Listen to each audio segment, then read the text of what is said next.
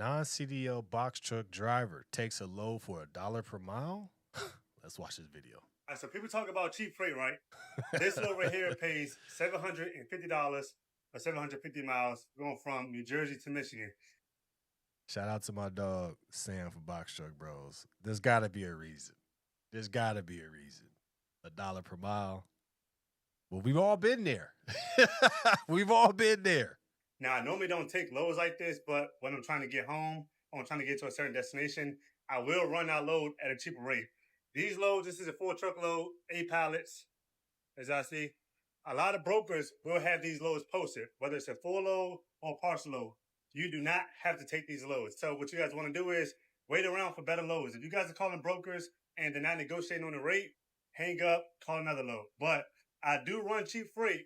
I will run a load like this when I am trying to get somewhere. In trucking, you don't want to just deadhead home. So whenever you're trying to get to a certain area, then, at that point, it's just all about gas money. So $1 per mile, taking it, happy, going home, man.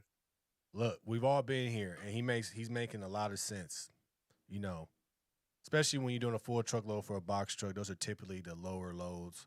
But also, too, if you're trying to go to a certain place, like you're trying to go home, it doesn't matter, right? You're trying to get the best rate that you can, but if the lanes are low, something is better than nothing.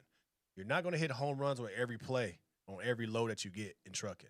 So that's why it's always good to know your books for the week. How much was my rate per mile for the week? Don't count it for day by day. Sam is right.